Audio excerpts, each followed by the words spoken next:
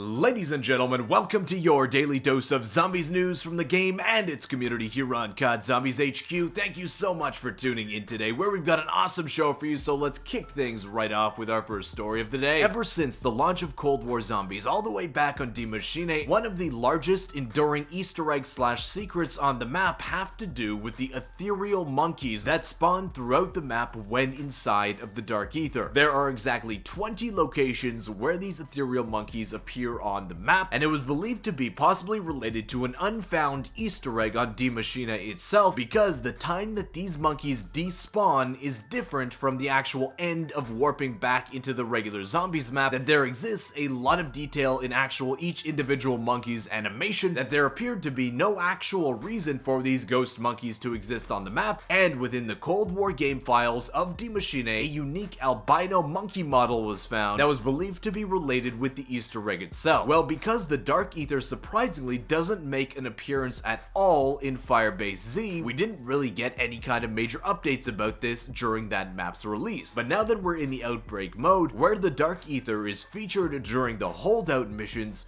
players are once again noticing the ethereal monkeys spawning in around the various holdout maps. But the difference is, and how this connects actually back to Die Maschine's ethereal monkeys, is that the Outbreak mode appears to explain why there are monkeys in the Dark Aether by using that leaked albino monkey model within the Outbreak game mode, specifically during the escort step. Where at the beginning of that escort step, if you look at the cage behind the actual rover vehicle, we can finally see what this albino monkey model actually looks like in the game. So why this model exists within the files of Die Maschine is still unknown. Whether it is in fact used for an Easter egg on that map, or it was just in the files and goes unused until the Outbreak mode, we don't know. But what it seemingly does answer is why we see those ethereal ghost monkeys within the Dark Aether itself, where if you notice, after the first interaction of the escort rover with its first Dark Aether portal, the rover's primate payload is now Gonzo Alonzo, nowhere to be found. The monkey is totally disappeared, transferred presumably into the Dark Aether itself, thus finally explaining why there's those ethereal monkeys in Die Maschine and how they actually got into the Dark Aether itself, which does go ahead and answer a big chunk of seemingly one of the very last secrets to discover on the first zombies map in this game, Die Maschine. Though part of me still wants to believe that these monkeys are related to the monkeys we see all the way back on Shangri-La, but it's likely, yeah, that's not the case. Okay, now moving on to our second story of the day. One of the new weapons which was expected to come into the COD Zombies mode sometime during Season 2 was the reintroduction of the flamethrower into the zombies mode. If you guys remember, some of the HUD elements for the flamethrower, the purifier, was used mistakenly with the Die Shockwave. Some people at that time thought it was the Ray Rifle, which it definitely was not. Heard or seen Treyarch say anything about the incoming flamethrower to the COD Zombies mode until now, where players are noticing this message appear on their message of the day, wherein we actually get our first in-game screenshot taken on Firebase Z of the flamethrower in action in a zombies match. It's kind of weird to see Treyarch keep teasing this thing without actually saying anything about it, but the fact that it's evidently already totally usable and ready to go in zombies means we should probably expect to see it sometime soon. My guess would be sometime halfway through Season 2. Next up, some good and bad news for all of you out there who are fans of the ray gun and or Juggernog, where if you tuned in for yesterday's zombies update video, you'll know that there are some major issues associated with those two items right now. Well, it seems like now Treyarch themselves have actually responded, addressing these continued issues with the ray gun and Juggernog. The community manager over at Treyarch said this about it: "We are aware of this and have a fix being tested, no ETAs to share yet." So it seems like Treyarch themselves have solved the issue. They're working on internally testing the patch that would fix this,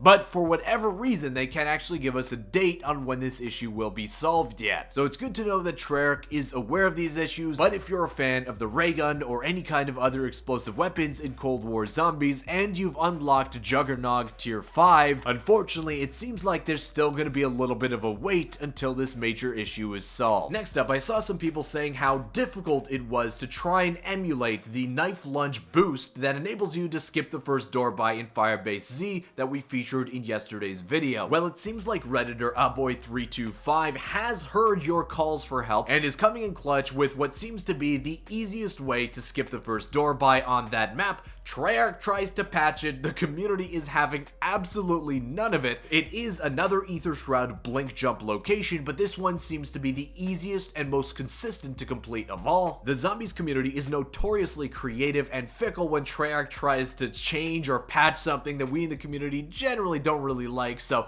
it's awesome to see the community band together to find all of these new ways just to save 1,000 points and avoid that first door buy. Next up, Grumpy Gamer over on Reddit shows us an amazing tactic if when things are at the end of a zombie game and you and your friends are heading off to exfil in an outbreak match. He shows that by using the jump pad and actually landing on top of the extract chopper, the game will actually just straight up let you take a seat in it. And while your friends do all the work clearing the enemies below you, you can, I don't know, shout down encouraging words from above them. And while your moral support probably won't help them take down zombies any more quickly, well, when doing so, and that's all that matters at the end of the day, right? I would be interested to see what would happen if you actually fail the extract while you're sitting in one of the seats in the chopper, of what that ending cutscene would look like. I would imagine it might get a little bit wacky. But speaking of wacky, you know what time it is. It's your daily dose of zombies news, and now it's also seemingly your daily dose of vehicles versus zombies outbreak. This one was posted by Super Erickson, who was just doing the regular old escort mission, Dino Monkey chilling in the back, when all of a sudden the rover activates its hidden hydraulics feature, launching it up into the air. I give it maybe a 4 out of 10 for its attempt at a flip, but man, the hidden hydraulics on these things are something else. You guys gotta watch out for them. Next up, as Treyarch seems pretty dedicated to the future success of the Outbreak game mode, it seems like we're going to continue to see this game mode evolve and receive new content, beginning with a new zombies exclusive Outbreak map and Easter egg at the start of Season 3. But we do have a while to wait until that happens, and until that time comes, the 3 maps that we currently have available to play in the Outbreak mode are there to try and maintain our attention. But obviously not all maps are created equal, and that some of these Outbreak maps are obviously better than the other. But rather than relying on my own personal opinion, I was interested in seeing what the greater zombies community thought which of the 3 maps available right now in the Outbreak mode are actually their favorite. So earlier today I put up a YouTube poll where over 16,000 of you have already responded, and the breakdown of those votes are very interesting, with exactly 50% of you saying that Golova, the map which features a town on the hill, is your favorite Outbreak Zombies map, with the rest of the 50% of the vote split between Alpine, the snowy mountain map, at 37%, and Ruka, which is the dense forest map, at the lowest 13%. That poll has only been up for a few hours now, so I'll be interested to check back on it very soon. Let more of you guys get your votes in to determine what's the consensus best Outbreak Zombies map Treyarch has released so far. But guys, that wraps up today's video. I want to thank you so much for watching. Hey, if you did enjoy it, why not give it a thumbs up? Subscribe to the channel if you haven't already. That poll can specifically be found in the community tab of my YouTube channel, or alternatively it might come up on your YouTube homepage for you to vote. It'll be interesting to see if Golova can maintain exactly 50% of the vote going forward. But guys, I want to thank you again for watching, and I'll see you with another Zombies news update tomorrow. Peace.